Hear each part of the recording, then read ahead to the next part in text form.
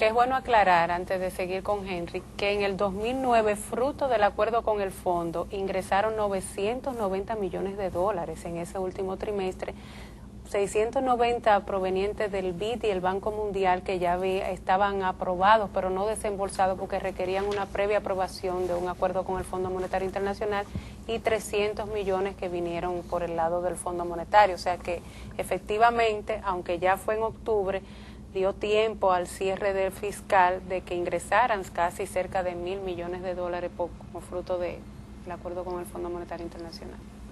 Sí, efectivamente. Primero, yo creo que es importante volver a explicar a la gente cuando hay este superávit o déficit. Primero, hay superávit o déficit cuando se calcula la relación entre ingresos y gastos. Es lo mismo que en la casa de uno. Pero eso hay que hacerlo en el ámbito primario, sí, para que entonces podamos incluir la parte de financiamiento. Entonces, fíjate, si hay más ingresos que gastos, hay superávit.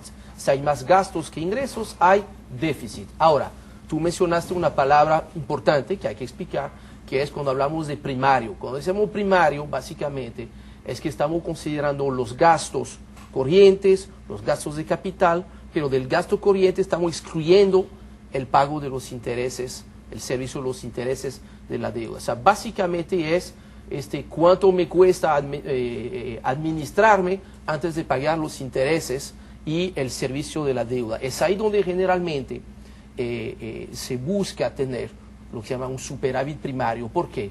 Porque precisamente si tú tienes más ingresos que gastos a este nivel primario, es con esta diferencia que tú aseguras por lo menos pagar los intereses de la tarjeta. Y porque si no, si ya tú no estás generando un superávit primario, ¿qué pasa? Tú no tienes suficiente dinero para pagar los intereses, entonces tú tienes que ir a buscar financiamiento para pagar los intereses, además del financiamiento. Entonces, eso es lo que te provoca esta bola de nieve. Es ahí donde yo creo que hay un punto muy importante que agotar de lo que es el acuerdo con el Fondo Monetario Internacional hasta el 2012.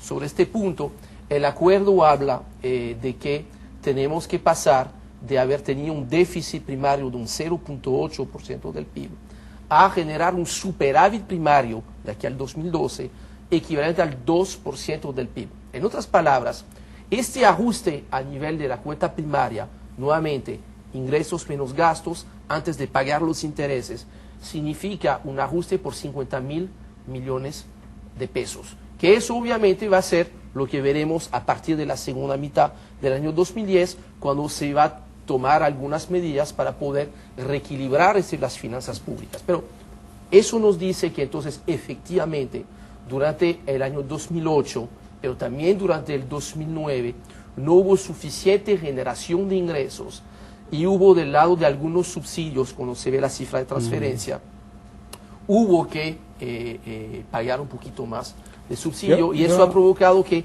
el déficit que estaba contemplado en el presupuesto original, que era de 33.900 millones de pesos, se fuera a 52.000 millones de pesos, que es esta cifra que está mencionando Nelson Schwer. Ahora, dentro de esos 52, para volver al tema primario, habría de excluir el pago de intereses por 31.000 millones de pesos, lo cual quiere decir que el déficit primario habrá sido de unos 21.000 millones de pesos, que es una suma bastante importante. Yo quiero señalar dos hechos, porque ese déficit acumulado, dice Nelson Suárez, que entre 2008 y 2009 se acumuló un déficit de 107.000 millones de pesos en esos 2 años.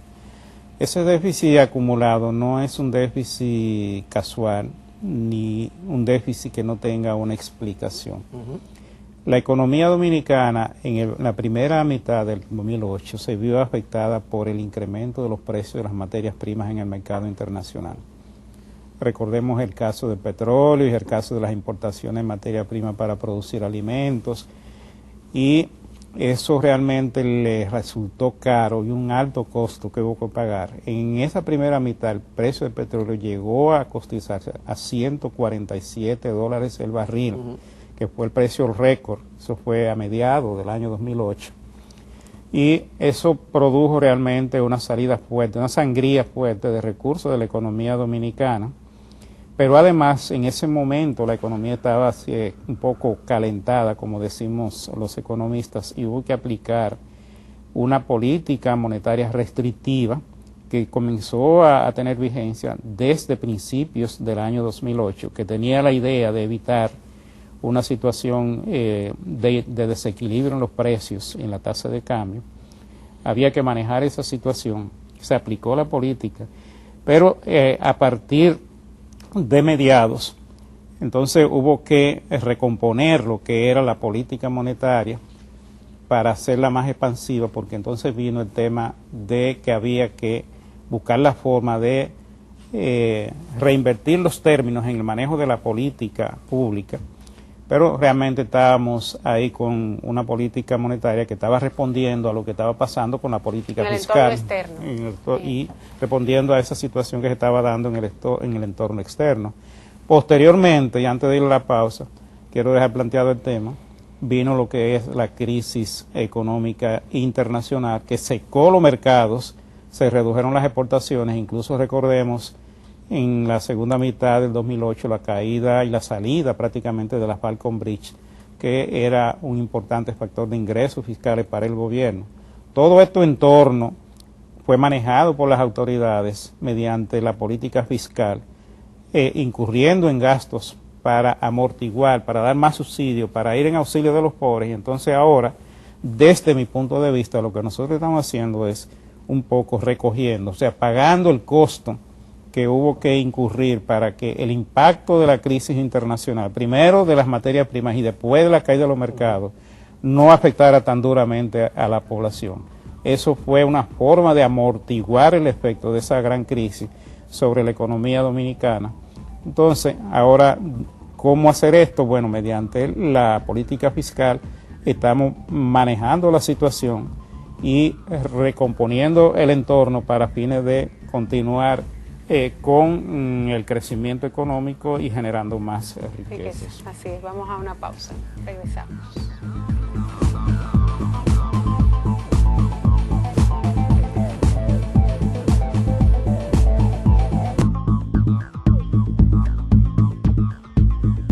Bien, amigos, estamos ya en el último segmento de su programa Agenda Económica y en el que estábamos tratando el tema del déficit fiscal del año 2009.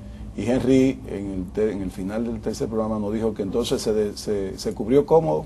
Bueno, básicamente de la única manera que quedaba, o sea, tú tienes un déficit fiscal de unos 52 mil millones de pesos, pero también tú tienes que pagar a los que te prestaron 62 mil millones de pesos, tú sumas las dos cifras, te da 112 mil millones de pesos, porque hubo donaciones por 2 mil millones de pesos. O sea que, bien, para cerrar la ecuación, hubo que conseguirlo durante el año 2009, 112 mil millones de pesos de financiamiento, lo cual compara con los 77 mil millones que había en el presupuesto original. Pero si a esos 112 tú le restas lo que había que pagar y amortización de la deuda, entonces tú quedas con el endeudamiento neto. Es correcto. Que son los 49.700 millones. Absolutamente. Que básicamente tu aumento de deuda es básicamente... Eso era lo que yo quería que el programa precisamente edificara a los televidentes, porque decir sencillamente 52 mil millones de pesos la gente va a pensar, sí, no se edifica bien, que creo que en el análisis que se ha hecho esta noche, pues ya los televidentes han quedado bastante satisfechos en lo que es una explicación de cómo se cubrió el déficit y cuál fue finalmente la deuda, el monto neto que fuimos a buscar en la calle, sí, o a los bancos, sí, internacionales. Que por cierto, hay que destacar que en los últimos 18 meses ha habido un avance extraordinario en el área de crédito público del Ministerio de Hacienda, en lo que es la colocación de bonos internos, donde es una manera de abaratar el costo de endeudarse internamente con la banca. En vez de tomar préstamos bancarios al 24, al 25, crédito público ha estado colocando bonos a 3, 5, 7 años, incluso comenzó con letras ahora de más corto plazo, a tasas que van del 13, 14 y 15%, lo que reduce también la forma del Estado financiarse